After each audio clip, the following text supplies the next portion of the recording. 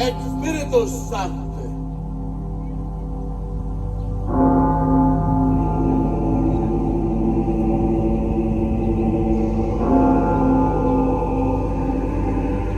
Amen! Amen, mga inyo.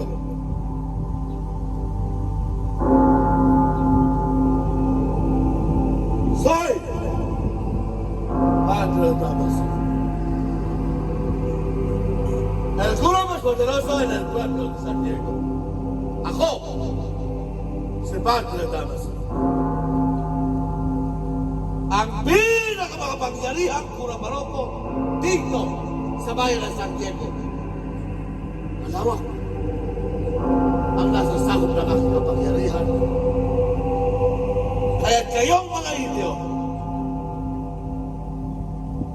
ay dapat lamang akong ginagawa.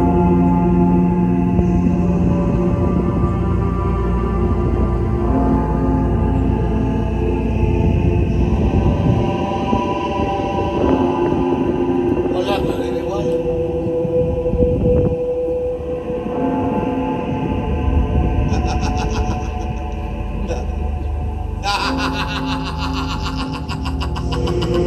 Ako lang naman may pakana.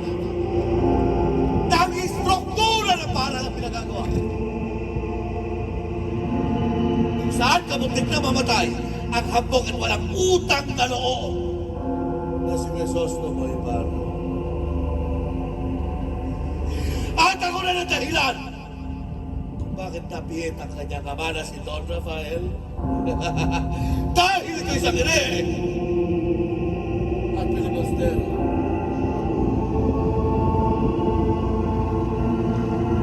Kawamat ng Rafael namatay na lamang sa pigitan ng walang kalaman.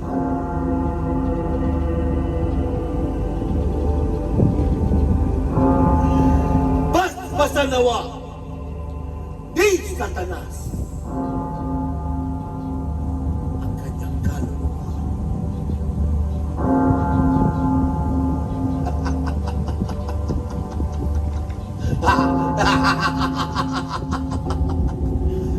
Senyora! Senyora, huwag ka mag-alala. Gusto lamang magpasalamat ng kura sa iyo na pinadala ng tinola sa seminaryo na nakaraang araw.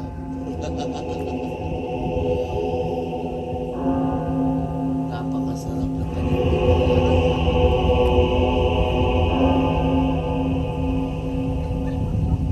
Senyora, lubos na lubos ang kura.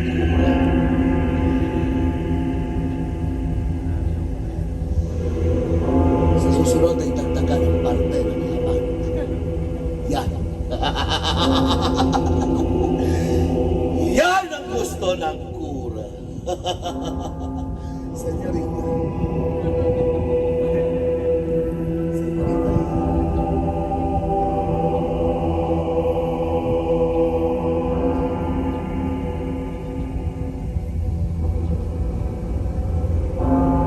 Ano naman iha ang ginagawa ng isang matibyas na dalaga sa bayan ng San Diego? Mamasyal.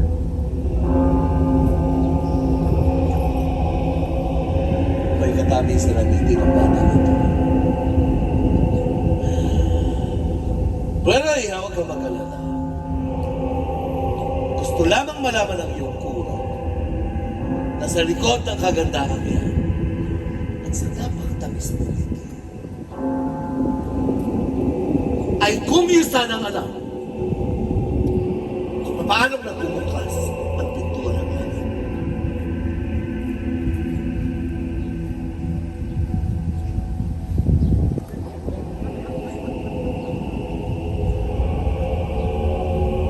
Ang habag-habag na dalaga na sa likod ng kagandahan ito ay tila hindi ka nakatikim na isang hibla ng langit. Sige. Sige.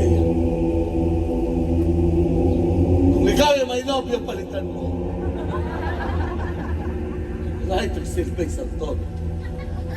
Ang pintuan ng langit, mga inyo, ay nagbubukas sa tuwing kayo ay magbabawas ng inyong kasalanan. Paano?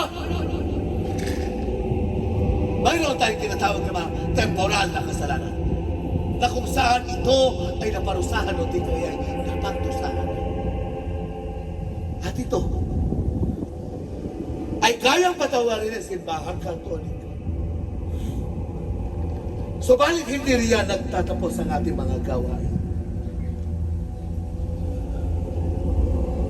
Mayroon ba rin kayo mga kailangan gawin? Una,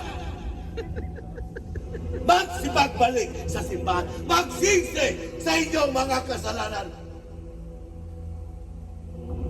At higit sa lahat mga inyo.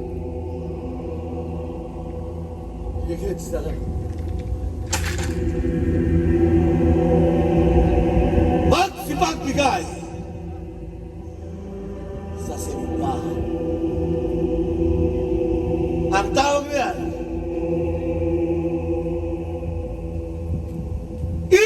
indulhensya.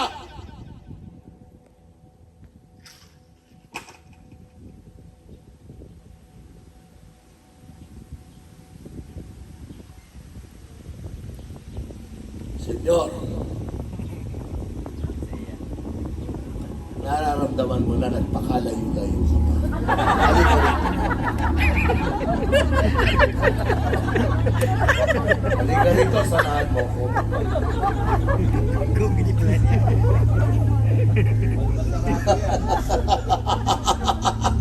Kung ang buong akala mo, makapagtatago ka sa likod ng balbas na yan, nakakamali ka. Tandang-tanda ko pa rin, Senyor.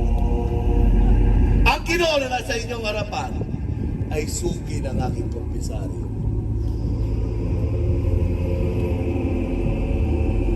Napakarumi ng pamumuhay ng tao ito. Pero, Senyor, huwag kang mag-alala.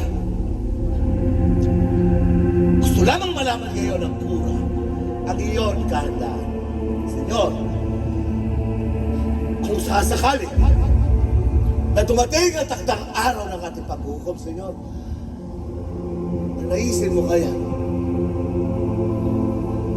na ikaw ay sunduin at makapiling ang ating idolo na si San Pedro.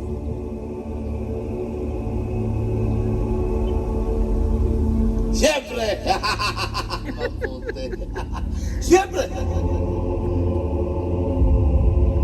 Naturalmente, sino sa atin? Sa atin ang hindi gusto makapiling. Ang ating idolo na si San Pedro sa takdang araw ng ating paghuhukom. Mapalad ang lalaki ito. Mapalad ka, Senyor. Hindi ka kaya mo. Dahil dito, Senyor, dito sa bayan ng San Diego, kaya ko ito pa rin ang pangalan. Senyor, mahilan ka lang kailangan gawin. Nalulungkot ko magmula ngayon, Senyor. Tigilan mo paghihintay ng ligaya sa may plaza ng poblasyon tuwing kakagat ang dilim.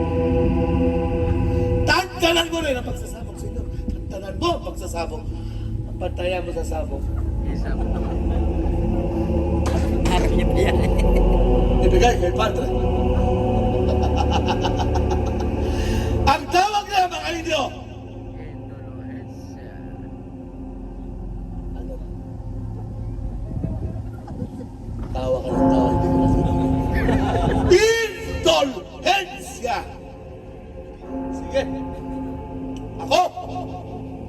Si Padre Damaso. Ang inyong kurang paroko dito sa bayan ng San Diego. Maligayang pagdating. Maligayang paglalakbay. Hasta la vista.